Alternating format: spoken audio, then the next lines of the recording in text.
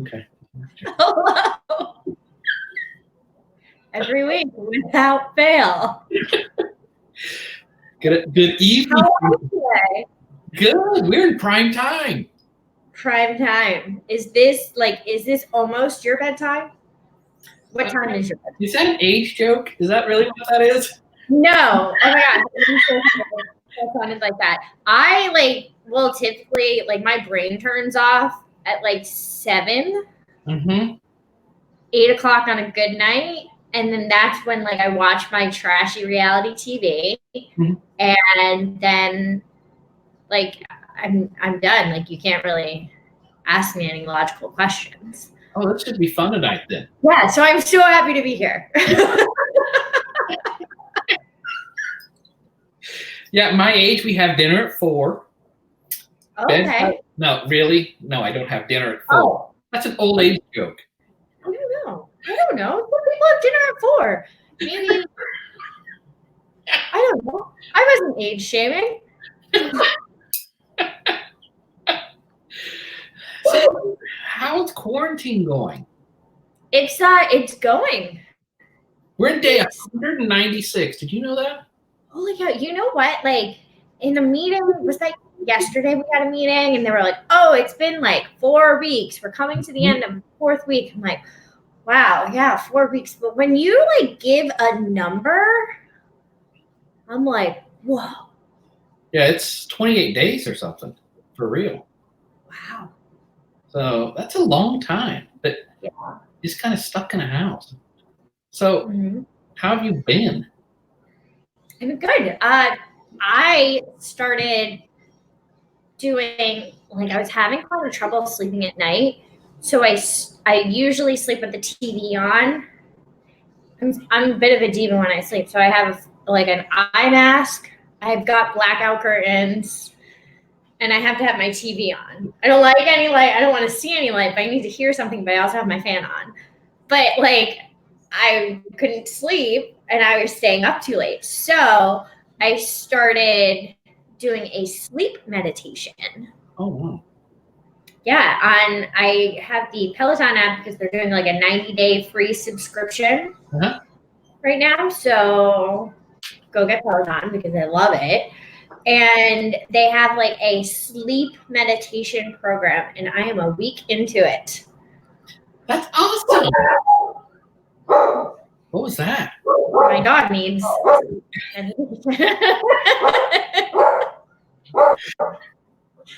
So my neighbors just came home. So your husband, he's okay with sleeping with TV on all night? Yeah, well, since we have different schedules, he is so used to staying up later. So he'll stay up with me and watch our trashy reality shows. And then he goes into his man cave. Oh. And he'll play his video games with his brothers on their little headset thingy. And then so he ends up coming into bed late. So by that time, you know how you watch too much Netflix and then it stops playing things? No, I've never been there. Right. So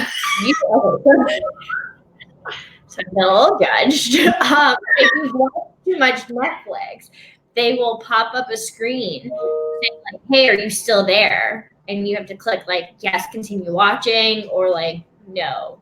Really?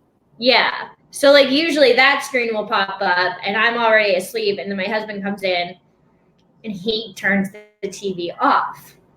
And your wife is saying that it sounds like your house. So I don't know why you're judging me.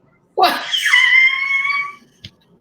Also, to let your wife know, Ross is the guy who's doing the sleep meditation program.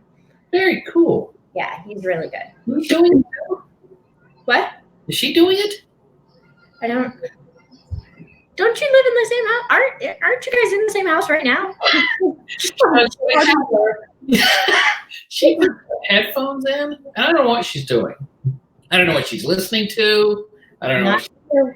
Not me. Yeah, absolutely.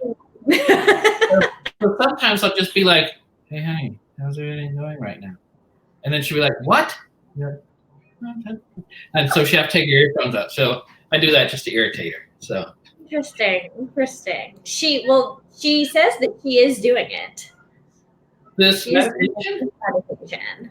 Yeah. It's really like wild. Like I went to a meditation class with my mom a long time ago. Hey mom. And we liked the meditation, and like it was kind of like the first time it was like, oh, this is cool. And then by like the second time I was like, all right, I don't have patience for this, like I've been tired. But I started doing sleep meditations when I was working in news, because I would have to go to bed at like 4:00 in the afternoon to go to work at midnight. Oh. And so like they really helped me. And this is like a little different, and I like it a lot better. I highly suggest it. I did not know that my wife was doing that. You should try it. It could be something you guys do together.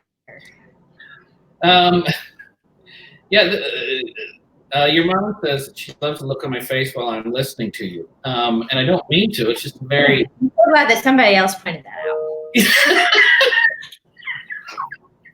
It's just a very, wow. The things you learn about people are fascinating to me. You definitely learn. I feel like we're all learning more about each other in quarantine. Like this is when like the real colors are starting to come out. So let's do this. Let's just have a little fun here. Is there a secret that your parents don't know from your childhood that you did that you can now share? No, they found everything out. Did they really? Wow. Yeah. I mean, like, so like, this is going to be hard to believe, but I was that kid who, Mom, don't tell stories. He wasn't asking for you to spill secrets. Don't do that. I was the kid who like would randomly be like, I'm not going to play with you today. I'm going to hang out with my mom and like hang up. Like, I fully enjoyed hanging out with my parents. Really? That's the face that she's talking about, by the way. So no, and like the one time I threw a party, she found out. And what happened? What was her reaction? Well, she told my dad to tell me. So on our little drive to college, to drop me off at college, my dad was like, so we know you had people over. I was like, what? We saw Taylor taking shots on the video camera. They have like security cameras. And my best friend, like I snuck the alcohol into the house. I'm not promoting this at all. But I was really swift about it. And then my best friend would like away from the camera, she took a shot and ran right in front of it, took it. And she was like trying to tell them, hey, we're drinking. So, and I was like, but that was Taylor, it wasn't me. And like, we know that Taylor is not doing it alone. Like, and that's all that was said. Wow. So, no sneaky stuff. No, I wasn't the sneaky one. I'm also the baby. So like this probably wasn't the question for me. I'm the baby of the house. So like my sister got into all the trouble. My brother didn't really get into trouble. He's like a goody two shoes. Uh-huh. But yeah, I really didn't get into trouble. Wow. What about you? Is there any secrets that your wife doesn't know? Oh, that my wife doesn't know. Well, I feel like that's probably, you can share either. Wow. Listening. I don't know. God. She Your doesn't. wife like turned up the volume on her AirPods.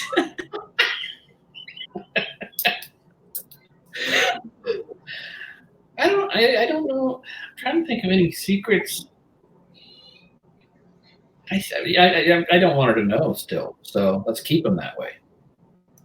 Fine. Then when you were younger. When I was younger, I used to like to streak, like at night in front of cars. Yeah. It cracked me up. It made me laugh. Oh, okay. Yeah, so that's what? We've all got our thing, you know? I mean, what were you? You were like, or I was like, 15 years old. But yeah, it'd be at night, and Right. like people would be driving by, and you just kind of streak by them. So, I mean, you lived in the country. You didn't. I mean, it wasn't there wasn't a whole lot to do. In the country, like hey, there's nothing else to do tonight. Yes, exactly. There was nothing. Let's country talk. Road and let's run in front of a car. So you are the reason why people tell their kids don't play in traffic. Because you used to play in traffic. Oh no, did you freeze? You did. What's that? There you are. You froze for a second. Thought I was going to be on here alone. That'd have been fun, wouldn't it? Not at all. Why? We could have taken. Cow tipping? Your wife mentioned cow tipping. No, I never cow tipped. Oh, my sister did that because cows sleep standing up. So when they're asleep, you can tip them over. Although your dad has a good idea. Cow tipping while streaking. That sounds like a party. I'm not going to lie. Hey, we've all got our thing. And I'm so glad to know that's yours. Were you like the mischievous child? I was a class clown. I was, it was, everything was jokes to me, and it has really changed. Huh? Oh, I'm very serious now. Absolutely. I have this whole foundation thing, that we're doing. By the way, I do have to say that the calls are. I mean, I think people are starting to struggle with this quarantine because our office. What kind of calls have you been getting? Are you allowed to share class? A lot of parents who are worried about kids, whose kids are talking about taking their lives. So watch out for your kids. Talk to them. Make sure they're doing okay. So that is what. We've got tips on our website about how to chat with people. Yes. In fact, you've done a beautiful job with the website. Thank you. It's not there yet, but thank you. It's not there yet, but thank you. No, we're getting there.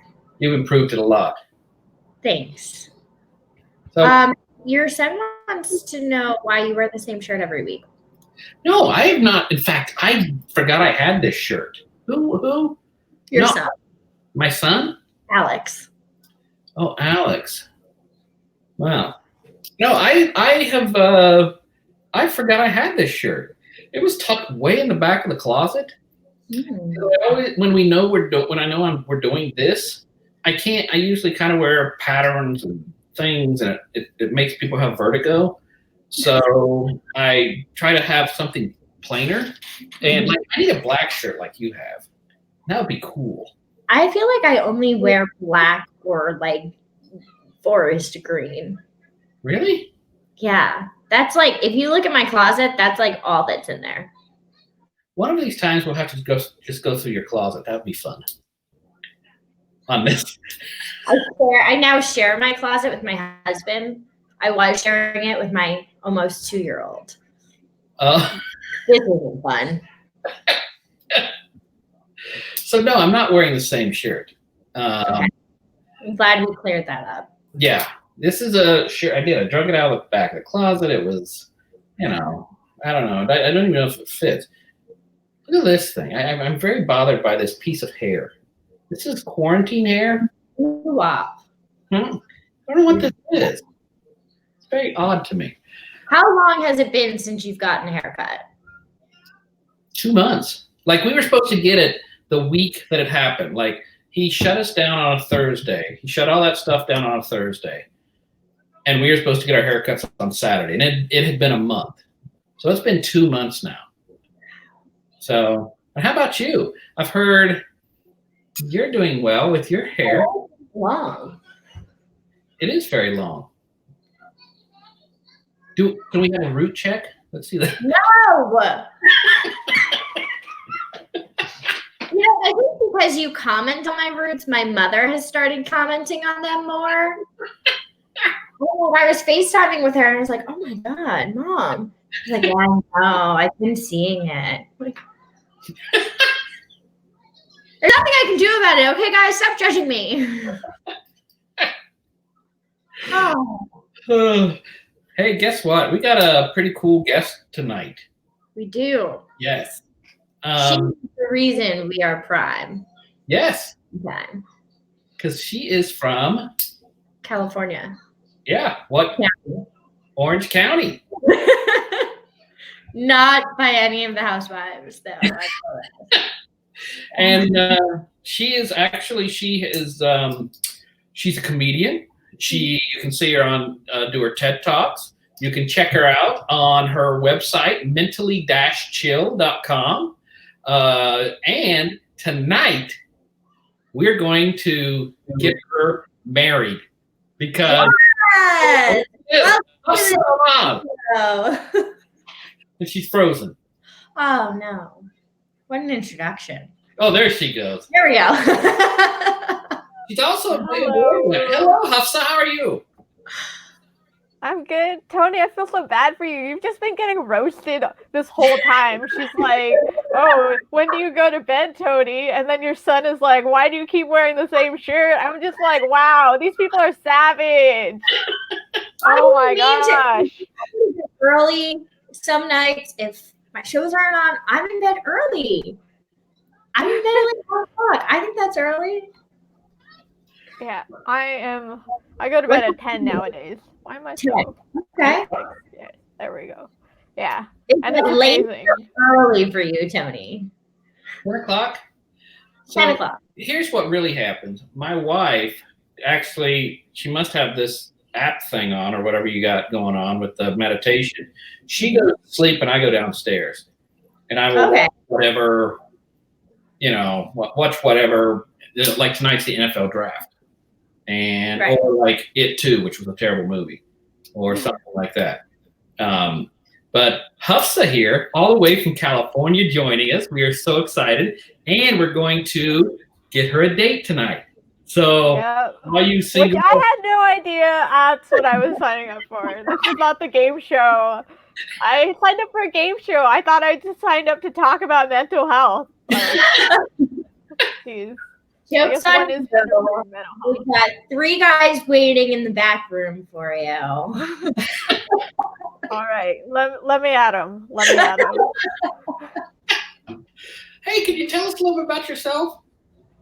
Okay, so I am 31 years old. I don't look it, so that confuses people a lot.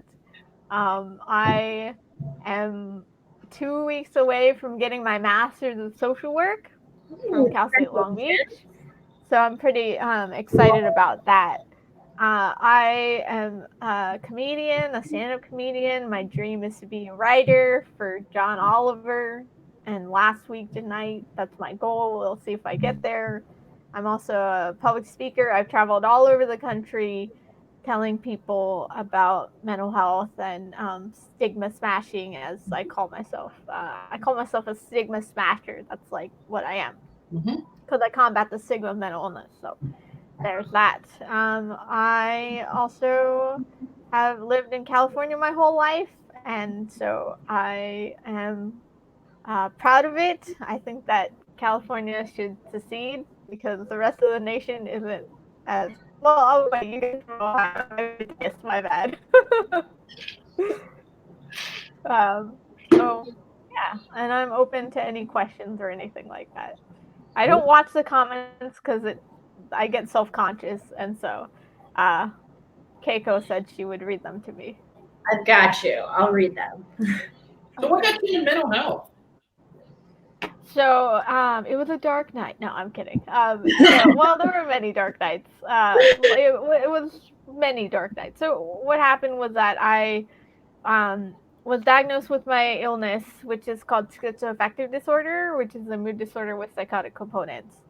And I got diagnosed when I was 18, and I suffered a lot throughout college. I had to drop out, but eventually, after getting treatment, I was able to go back. And then after college, I struggled a lot. I was very, very depressed. I was very, very suicidal for years. For years, like every day, I would get up and I would just want to die. And then I found NAMI, the National Alliance on Mental Illness. My mom made me go volunteer there because she's like, "You're not doing anything with your life." And I was like, "Thanks a lot, Mom." And I tried it out and I met all these cool people, and that was really awesome. And that's when I got introduced to the idea of recovery, that recovery is possible, that mental illness is chemical, it's not personal, it's just a condition you have like diabetes or a heart condition. It's not anything to be ashamed of. And I went through their class called Peer to Peer, and I met other people with mental illness and realized that I was not alone and that I could still accomplish a lot of things. So then I became a teacher for that class, and I met someone who said that I would be a great peer mentor. So I got hired as a peer mentor, and then I moved on to be a case manager, and then I moved on to be a supervisor, and then I started graduate school. And I'm ready to get a job. So if for some reason you know of jobs in California, please let me know because I'm looking. So you're looking for a husband and a job. You're really asking for a lot on this broadcast right now. I know. I really am, but I mean, you guys put me on the dating game, so I feel like I can ask for whatever I want. Yeah. So go ahead. No, yeah, that's pretty much my journey. I really suffered a lot from self stigma when I was younger. So self stigma is when you stigmatize yourself. Like I would tell myself that I was stupid, that I was crazy, that I was never going to get better, that I was constantly putting myself down, and I experienced a lot of really horrific symptoms like hallucinations because the self hatred I felt manifested into things attacking my body, even though there was nothing there. Alongside with the depression, suicidality, that once I learned that mental illness is not my fault and not something to be ashamed of, I decided I wanted to smash that stigma, to get rid of it and show people that you are not alone, you are capable, things can change for you, and they will change if you work on it. So, yeah. Do you feel like your past has kind of helped you with your comedy? Like, or do you kind of keep those two things separate? So when I started comedy, I've only been doing it for like 3 years, so I'm still pretty new, 3.5 years. I made a conscious decision not to joke about mental health because I didn't want to stigmatize further. So I spent a long time learning more about writing jokes in the process, and then I decided that um, I would just speak on my own experiences. So, I mean, how I got into comedy was because it was a dark night. It really was a dark night, and I was in my therapist's office crying about how I was suicidal and I felt so lonely. And her response was, "Oh, why don't you try stand-up comedy?" And I was like, "Really? That's what you're taking away from our sessions? Like, what is happening right now?" And so she's like, "Well, you want to combat stigma, you want to smash stigma, and you can do that through comedy." And I was like, "Oh, okay, cool, awesome. Well, here, I'll try it out." And yeah, and then I tried it out, and then I read a book called The Comedy Bible by Judy Carter, and I just learned a lot more about writing jokes. And I would say that now when I talk about mental illness, I just speak to what happened. So, like for example, my mom, she wanted to arrange my marriage because I'm Pakistani. But she found this guy, but she didn't want me to tell him that I had mental illness. And I was like, "Mom, that's unethical." And she's like, "Well, I did not tell your dad that I have fibromyalgia." what? Slow down, Mom. And I was like, Mom, honestly, the reason you didn't tell my dad is because the first time you talked to him was at the wedding. Burn. That's a Pakistani housewife burn I just did right there. So I started to joke about that, and I would extend it further and stuff like that. So, yeah, I just talked about how like comparing fibromyalgia to mental illness is like comparing gluten intolerance to a real allergy. I'm kidding. Just kidding, white people. Just kidding. Gluten intolerance is real. I just don't believe you have it if you're a white woman wearing yoga pants. Then I'm not so sure. Yeah. Well, And then, Roger says that you are amazing, by the way. Oh, thanks. Thank you. Yeah. Was it, how was it with being Pakistani origin? I mean, was there more? Do you think more of a stigma, or than what? I guess culturally, how did that impact you? Oh yeah, there's a lot of stigma towards mental health in the Pakistani community and the South Asian, Middle Eastern communities. There's a lot of stigma. And when I first got diagnosed, my extended family, my mom has 8 brothers and sisters, so I have 22 cousins on my mom's side, and not even going to count how many on my dad's side because I just didn't want to know. And when I first got diagnosed and my mom told them, they didn't believe that it was actually like mental illness. They thought it was just bad parenting. So there was that stigma then, but over time they've gotten to know me better and understand my mom and dad's situation, that now they are accepting of the mental illness, and they just think about it as, oh, she's sick. Like if I don't come to a family gathering, it's nothing personal. She's just sick right now. And I think that shows that progress can be made even in a very stigmatizing culture. Mm-hmm. Yeah. Wow. Yeah. It's pretty amazing that your family, didn't, disown you, or there's all those fears. I think for folks, my son, my oldest, has a mental illness, and I think it's always scary to come out and be able to share that, and wonder what your parents are going to think. Mm-hmm. Yeah, it is very difficult. I didn't tell my parents a lot about my mental illness because it happened in college when I was away from them. And I just felt so ashamed of everything that I never talked about it until I did my first TED Talk. And I talked about basically what happened to me, like how bad my mental illness got, and that I was abusing alcohol for during college to cope with the symptoms. I tried to self-medicate, and I didn't tell my parents this, which is kind of a big regret. I just did it in my TED Talk, and my mom said she wouldn't watch it, but of course the first thing she did was watch it and then get really mad at me. She was like really upset about the drinking, but it didn't make sense. I was like, dude, that was 6 years ago. And she's like, but did you bring it in the home? Okay, did you drink and drive? Did you drink and drive? And I was like, no, like why are we having this conversation? And it happened 6 years ago. Like, what are you like? That doesn't make any sense. And so, unfortunately, I think she's still mad at me to this day because drinking is not allowed in Islam. I'm Muslim.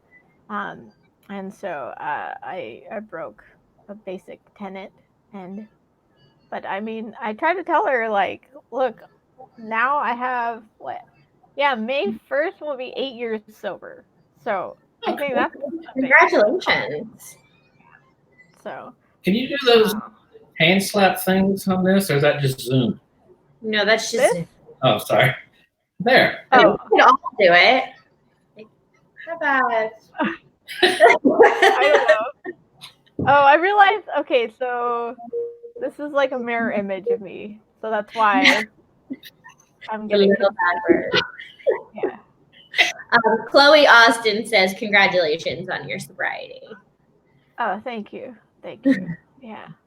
It was hard at first. Now it's just kind of like, another day. Right. So. My wife loves your accent. She says it sounds like her family. So. Where's she from? India. Oh, okay, cool. Yeah, the best $39.95 I ever spent. I'm not gonna. Be careful. She probably cooks really good food, right? Well, she makes the money. I'll be living on the street shortly. So. Oh, okay. So you're not only old, you're a gold digger. No, I'm kidding. Welcome to our side, Hufsa. Well, I thought you'd take it easy on me. I mean, you just jumped right in. I love it all. Great. So, when you when you were going through, struggling with your mental illness, were you thinking, what is there something wrong with me? What were your thoughts then? Oh, I thought everything was wrong with me. Like in college, I kept it a secret as much as I could, even from people who were really, really close to me. Like I remember one time my final year in college, I took an extra year. I was sitting on the floor in my friend's apartment and I started crying as I told her about my diagnosis. And it was just something that I was just so ashamed of. And I just felt like everything was my fault. I went to Harvey Mudd, which is an engineering college that's in Claremont, California. That is very, very, very difficult. And I just was so traumatized by how my symptoms and how much I struggled in college that afterwards I would have images in my head. I would have a lot of flashbacks. I would have a lot of nightmares. And it was basically PTSD, but I didn't know it was. I thought it was just punishment. I thought that's what I just deserved. And so that was really difficult. But I think over time I've made a lot of progress, and I just kind of hope that I can show other people that, you're not alone, that mental health recovery is possible, and that you'll be okay in the end. Yeah. What are some things that you do that you feel help you? I ever since quarantine happened, I've ramped up all of my happiness activities. So just so you know, on Coursera, Yale has a class called The Science of Well-Being, and that's being offered for free now. It teaches you about how to really be happy, because normally we would think that, oh, you're happy from love and a perfect body and money and good grades, but it turns out all of those things don't actually provide long-term happiness. You'll never make enough money no matter how much you make, and you'll be happy in your first 1 or 2 years of marriage, but after that it'll just kind of get stale, I guess. I don't know. You guys are the married ones, so you can. Oh, no, I'm only a year in, so I can't say anything. Okay. Well, enjoy it. Stretch it out. Take breaks from him. Long in the can in about 2 years. Got it. Awesome. So what I've been doing is I've started gratitude journaling every day. Before I have an alarm on my phone, and before I go to bed, I just type 5 things on my phone that I'm grateful for every day.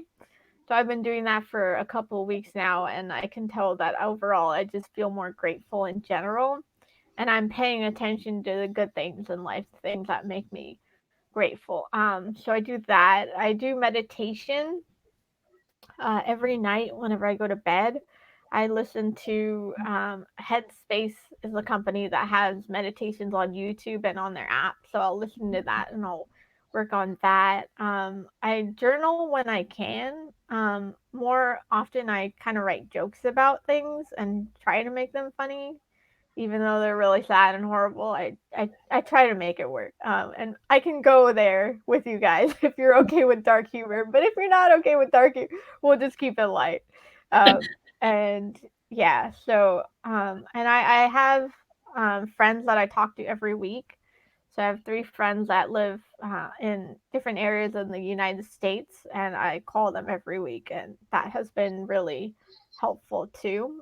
And then also, I just try to do good things. I try to be a nice person. I try to do one unsolicited good thing per day, and just try to do that. And like even if it's like buying coffee for someone or donating $5 here, things like that. I just try to do what I can to make myself happy because unfortunately our brains are just hardwired to be mean to us and to give us a lot of negative feedback and like by making us do things like remember something embarrassing from like 15 years ago. Like high school just pops up in your head like, oh my god, I said this one dumb thing, and it's like, why do you remind me of this? Your brain does it from an evolutionary perspective because it's trying to prevent you from doing embarrassing things.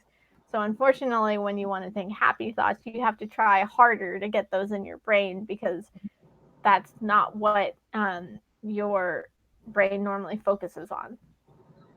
Wow. What makes sense? What would you tell someone who might be struggling, like, whether it's high school or college? What do you tell that person? So I would say that first of all, what you're going through is actually not abnormal. There's nothing wrong with you. There's not something wrong that you did.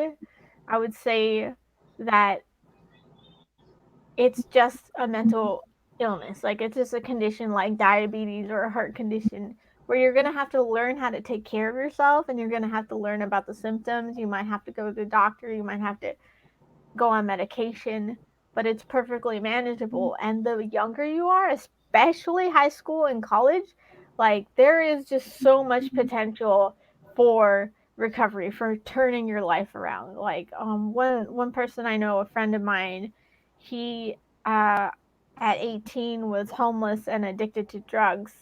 But then he got treatment and he went back to college and everything. In 10 years, he graduated with honors with a bachelor's in I think it was finance or accounting, something that I'm not good at. So it was like when you're young, you have so many possibilities. Like it's not the end for you, especially if you're that young. Wow. Very, very good. And Yeah. go ahead, Keiko. I see you there. Has there been any, like, have you been surprised at, because you talked a lot about how you were scared to be telling people about your diagnosis, especially the family. Like, is there any reaction that surprised you? I would say all the bad reactions were really big surprises. Okay. But I think there was one time I told someone and they were just like, "Oh, okay, cool." And then we just like moved on and I was like, "Really? Like that it's okay? Like I don't have to cry? Like is everything fine?" So, I think I appreciated that response considerably. And so, yeah. But I've gotten a lot, "Oh, are you sure? Like, you seem so normal. Do you just have a light version of it? Maybe you don't really need medication," things like that. So, Wow. yeah, gotten it all. Yeah. What are some beneficial things that, like, for people in those situations who are hearing from someone that they're around all the time that they have mental illness, like what are some beneficial things for them to kind of respond back with, like if they don't know what to say? So are you saying that someone just told them that they had mental illness and now they're looking to figure out how to respond? Yeah. Okay. So I actually did my second TED Talk on this. And so this will be a pop quiz to see if I remember what I did like 2 years ago. But in seriousness, I would say the most important thing is one to listen very actively and just let the person talk. Let the person let it out and explain or things like that. Two, I would then reflect with a summary of what you heard, and then say, really emphasize that I'm here for you. Like, thank you for telling me this. This was something so hard for you to talk about, but you did it, and I feel so honored that you did that, and I'm here as your friend, and I want to know, how can I support you? So that's the third thing you'll ask them. How can I support you? How can I help you? And from asking, reflecting, and then asking how you can support, just makes a real huge difference. Because so often when people talk, they get interrupted or they get bad reactions, like, "Oh, have you just tried kombucha?" And it's like, that's not gonna solve our problems here. There's a little bit more going on, and so uh, don't get me started on kombucha. But anyway, um, so I would say from those three things, if you can do that, that'll make a world of difference. Do you like kombucha? Let's go back to the kombucha. I've never had it. It just seems like dirty water. Like it Disgusting. No, guys, you yeah. gotta get the right food. No. I feel like we've had this conversation in the office, right, Tony? Oh, Because I often will bring kombucha, but I only like guava goddess, it's called. And oh. it's delicious. Yeah. In the I afternoon, think if it I'm also has like alcohol in it, and so I can't drink that. So yeah. yes, you're right. Yeah. It's not a lot. It's fine that I was drinking it in the office. It's not like Wait a second. She's getting tipsy with her kombucha. right? Popping bottles of kombucha. Let's go crazy. It's like point nothing. Wow, now I got to do some testing at the office when we go back. Well, hit me up, also. Way to go. I've got to ask this. So you are quarantined like everyone else in the country is, but I'm quarantined, with my my wife, who is I love her to death, and my young. You're quarantined with your parents. How in the hell is that going? Oh my god. I go for walks like 5 times per day. Like walking gets me through it. I mean, it's nice because like my mom cooks, and so there's always food available. And when I lived alone for like 4 years until college happened, and then it became too expensive to live alone. Mm-hmm. And uh, keeping food in the fridge was like the hardest part about living alone. Like just making sure that I had food to eat every day was just so hard. And so it's really nice. I do a lot of Zooming. So I'm in my room most of the time, and I'm working from home. So I have that, and I have school. So I have that. So I have things other to do. But I love my parents, and I think that it's really fun to be around them in small doses. I'm kidding. I love my parents. Yeah, they're great. What about dating right now? Back to the real reason you're on here. How is dating going right now? It's not going at all. It's not going at all. I mean, like the only way that I could figure out how to date was doing online dating, and it's just such a crapshoot. Like it's just such a messy, ineffective, statistically insignificant, that like I just didn't have any hope. And so what I end up doing is I'll download the apps and I'll set up my profile and I'll talk to some dudes, realize it's a waste of time, and then rage quit and delete everything off my phone. And so I recently rage quitted, and now we're in the quarantine, and I'm like, why would I be talking to people when I can't even meet them? So Right. I have just Well, you could that. Zoom with them. I guess so. You could be like, hey, let's go on a virtual date. Yeah. Have you ever been on a virtual date? Is that I'm on a virtual date right now. Yeah, 3 people dates. That's the type of dates that I like to do. I do too. Got me in trouble in college. Oh, there. Does your wife know about that one?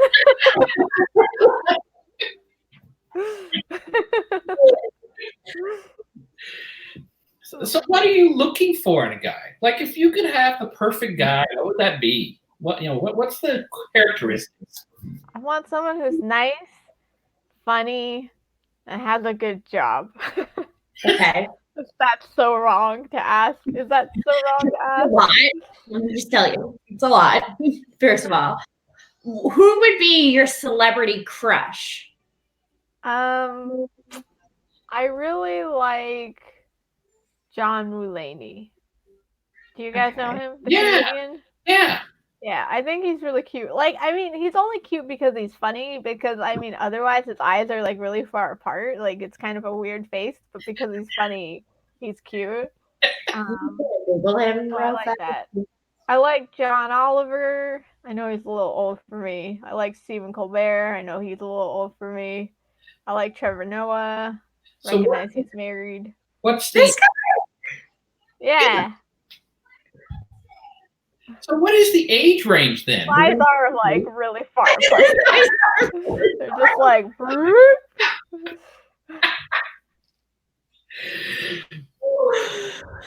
What's the age range?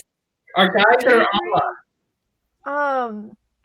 I would say the lowest I'd be willing to go is 25. I'm 31 for context. And Okay. I feel like I would go to 36. So like, yeah. So 5s. Yeah. Good. No, I don't want to go to 36. I want to go to 33. It's 36, just like they go to bed at 8:00, and that's too early. Yeah, I mean, he can go to bed. I'll just stay up later and do whatever I want. Like I'm such an independent person that like marriage, Hufsa. That's the key. That's what we've learned tonight. Wait, what's the key? Is at night one goes to sleep and the other one goes off and does whatever they want. That's what happens in Tony's house. What happens in ours. I like that. I like that. Yeah. Yeah. You talked about arranged marriage. What kind of guy did your mom bring home for you? Well, she never brought the guy home. She just showed me his picture. And he just looked like a stereotypical brown guy. Like, I don't really know what else to say about that. He was brown. I'm brown. Perfect couple, right? And let's see what else. Yeah, I don't know. He had a good job. I think that's where the brown culture is where the job thing comes in, because I want someone who can like support himself. Like, I don't want to be supporting anyone with my really low wage social worker job. Like, I want someone to be working and have a job full time, so that way he has benefits, because I need medication. Medication is very expensive, okay? Yeah. I am a medication digger. That's what I am. You're not against an arranged marriage. It doesn't sound like, right? I don't have what in an arranged marriage? You're not against an arranged marriage? Like, you're for it? I want my mom to find me someone so I don't have to look on my own. Like, I don't know how to date. I don't know how to talk to guys. Like, I mean, it's so bad. Like, watching me interact with guys that like is just watching like a 40-year-old man who's never talked to girls. That's what it looks like. Except I'm the reverse of that. So yeah. Yeah. But your mom, so the arranged marriage thing, I doubt one of her qualifications for finding you a guy, is funny. I doubt, that's not high on a parent's list. What are your mom's qualifications? So, like my mom, like she made a resume for me, which she like sent out to a bunch of families. And she asked me to describe myself, and I was like, well, I'm smart and I'm funny. And she's like, oh, I can't put that down. I'll just put something else down. And I was like, what are you talking about? Like, who, what are you putting? Like, I asked her if I could see a copy of the resume, but she's like, doesn't want to show me because she knows I'm just gonna do a stand-up bit about it. Oh my gosh. I can't believe she did a resume. That's good. Did she at least include like your photo on the resume? Oh yeah, she put a really nice picture of me with like tons of makeup on. Very inaccurate. Just guy's gonna be, but she thinks that it doesn't work because what brown people do is they Google you. So if you Google me, you can find my TED Talks. You can find about all the work that I do. You can find out that I have mental illness. And she thinks that's why people don't respond. And so she doesn't want to send it out because she doesn't want people to reject me because they'll find out things about me online. Oh, but you're lovable here. You're lovable here. Oh, thank you. I'm having a blast with you. I'll date you if you want. Okay, nice. Forget the husband. Or we can share or something like that. Yeah, if you want to share. Tacos tonight, so you can cook. I don't know. Okay, you cook, he pays for my medication, and I get to be stand up. So I'm married to an Indian woman, and I remember while dating her. I mean, I went over to India, met the family, did all that. We actually got married in India. But I met the family, and we weren't allowed to hold hands. We weren't allowed to, touch, even, bump or whatever. And but the day, right, yeah, we were social distancing way before the school. But then the night we got married, like the first thing her mother says to me, "Okay, I'm ready for grandchildren," and it's like, we weren't even holding hands last night. Now it's yeah. Start spitting out. Yeah, I don't know if my mom's getting grandchildren. Gonna happen. Are you an older kids look hard? I have an older brother. I don't know if he's gonna get married. He's like a worse case than me.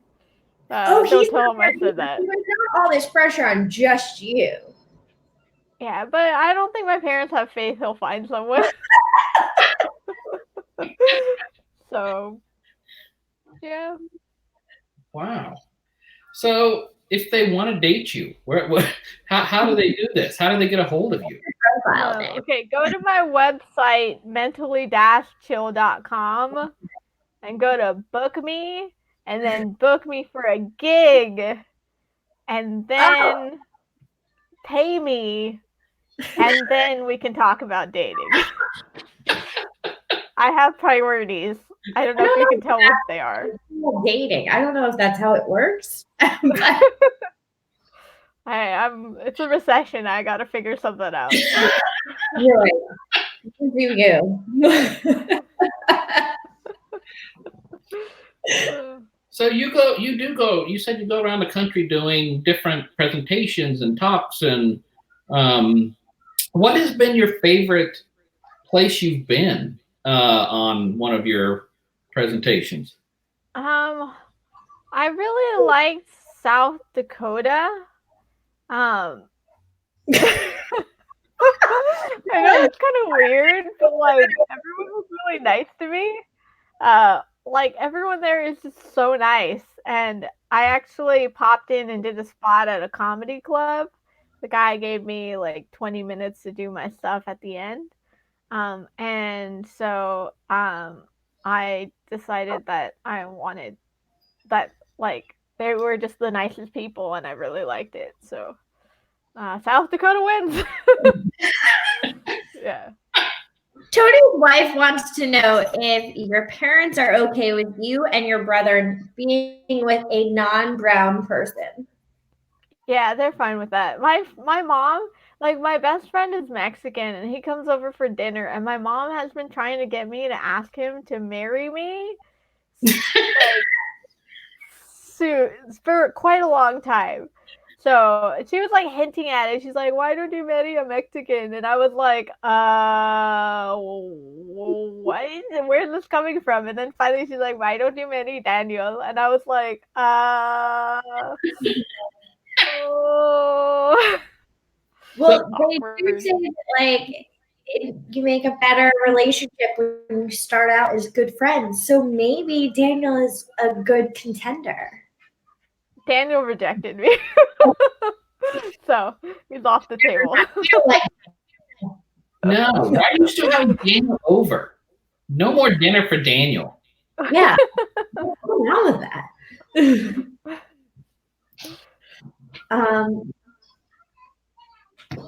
Okay, hold on. Tony's wife says, "Are they at the point where they say brown, white, whatever, anyone?"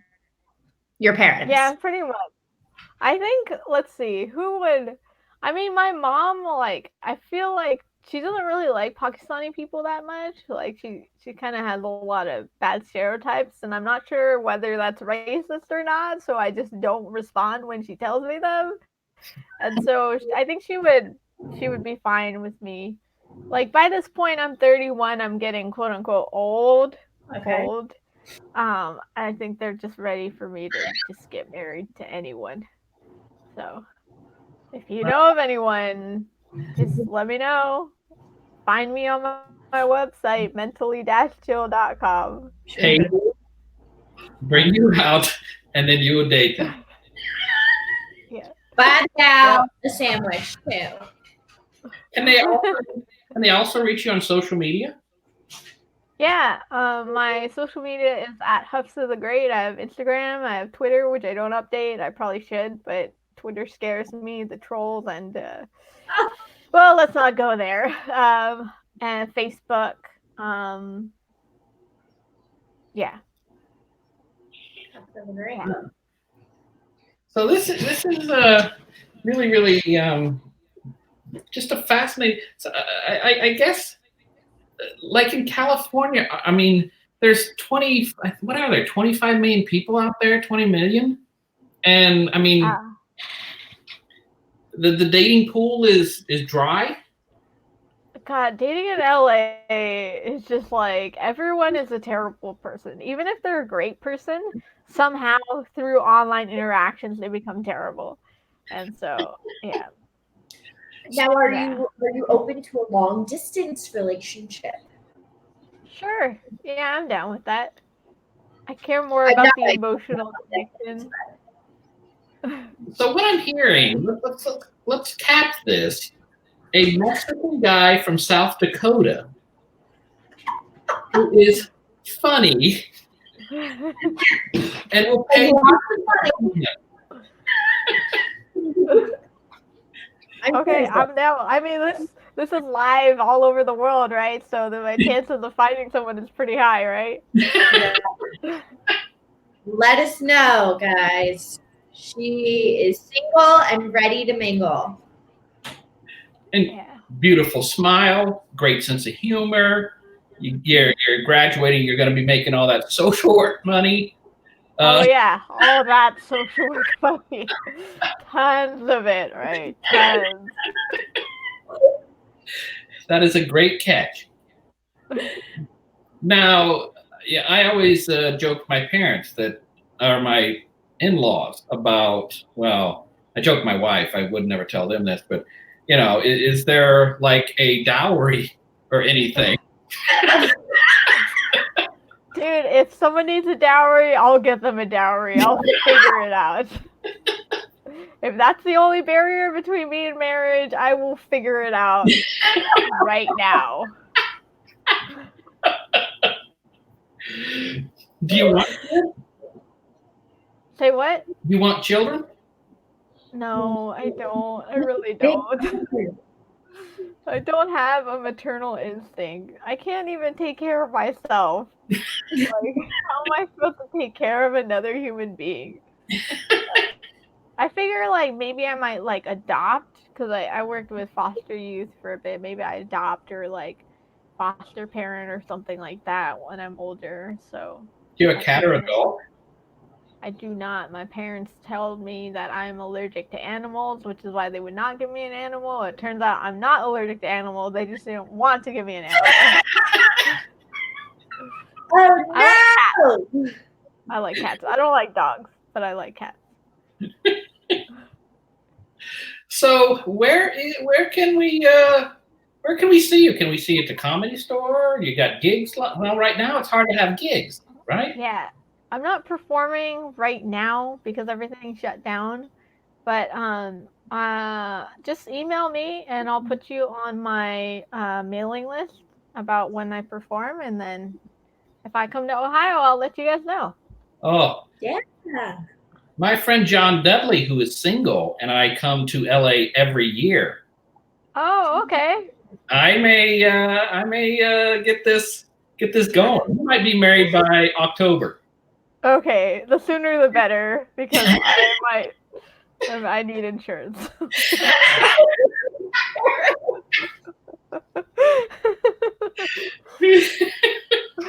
That's really the only reason to get married, to be honest. So any kind of insurance too. So we've got that list, right? Right. Yeah, you've got a list. Okay. Funny. Answer number one. Just funny. Okay. Insurance. Insurance. Yeah. Well, job. The insurance is applied with the job. Right. Yeah. Well, I mean, like, you could have a good job being like a house painter. Maybe you don't have insurance. So if that's the case, don't send her your resume. She doesn't want it. You need to have insurance. Okay. Well, will your mother share your resume with any guys who might be interested? I don't know if she's going to give me that resume. I really want it, but I don't know if she's going to give it to me because she knows I'm just going to put it in my comedy set, and she hates that I do comedy. Did I mention that? Why does she hate that you do comedy?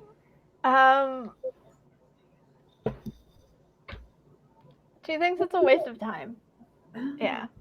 Okay. Yeah. She thinks I should be an engineer or something. Okay. Driving trains?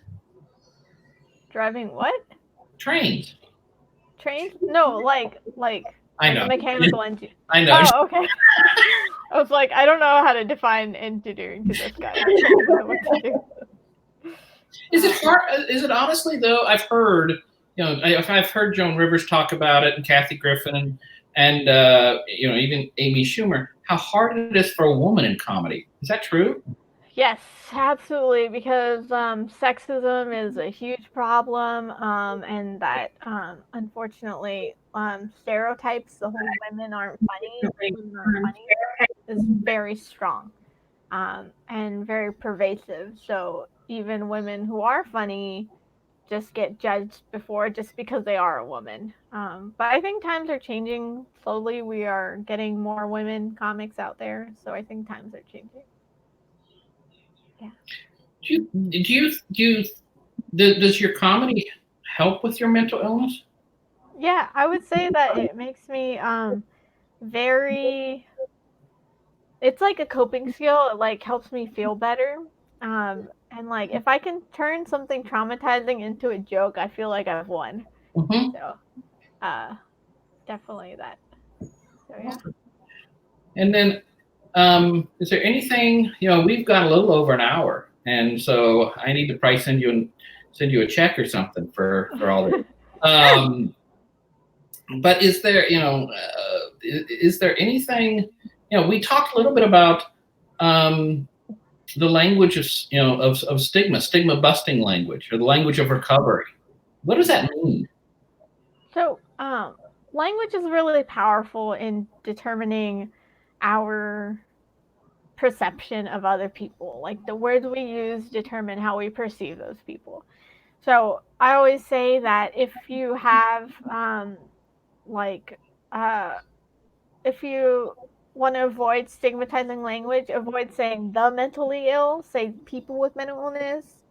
avoid saying schizophrenic, say people with schizophrenia. This is a personal preference because some people with bipolar like being called bipolar, but if you don't have it, it's better if you just say they have bipolar instead of making that, because you want to separate the person from the illness because they're completely different. Mm-hmm. Yeah. And your illness doesn't define you. Correct. That's absolutely true. It does not define you. It is just something you have. Like, can you imagine calling everyone with cancer cancerous? Like, we would never do that. That doesn't make any sort of sense. So why do we do that with people with mental illness?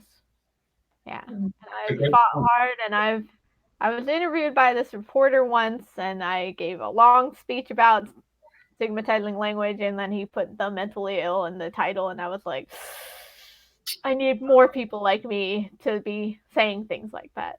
So, yeah. You encourage everyone to speak up about this. Yeah, I do. I try. Excellent.